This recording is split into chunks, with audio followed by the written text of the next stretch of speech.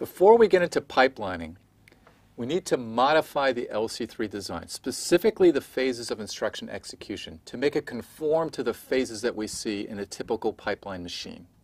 Let's first recall the phases of executing an LC3 instruction.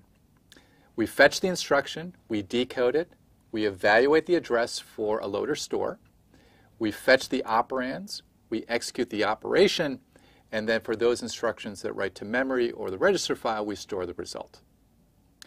Now the first thing that we're going to do is we're going to combine the evaluate address and fetch operands hardware together into one piece of hardware. So let's do that. Here's the hardware that we have for the evaluate address phase. We have a number of multiplexers, plus we have a dedicated adder for that operation. Now our ALU also does addition. So we don't need to have necessarily a separate adder for evaluate address. We can use the ALU that we use for execution for the same purpose. So both during evaluate address and fetch operands, we're going to use the same data path and send those all to the ALU. And for execute operations, we'll use the ALU for that purpose, as we've done before. And for evaluate address, we're going to use the adder in the ALU to do the address calculation.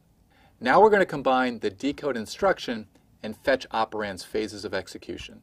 At the same time that the finite state machine control is decoding the instruction, we can read source operands from the register file under the assumption that we have an instruction that's going to need those. If we have an instruction that doesn't need those register values, then we simply cannot use them. So this allows us to combine the decode and fetch operands phases into one. Now here are the phases of instruction processing that we have so far. We fetch an instruction, we decode the instruction, and at the same time that we're decoding, we're reading the source operands. We have an execute operation stage. Now for an add or an and, for instance, we're doing the actual execution operation.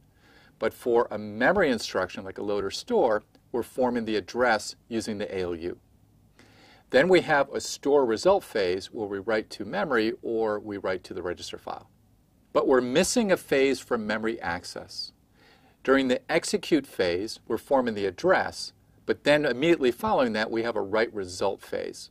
So we need to insert between those two a phase for memory access for when we have a load or store instruction. And that's shown here. So here are the final stages of instruction processing that are appropriate for pipelining. We have fetch instruction, decode instruction, execute operation, memory access, which we do for loads and stores, and then store result.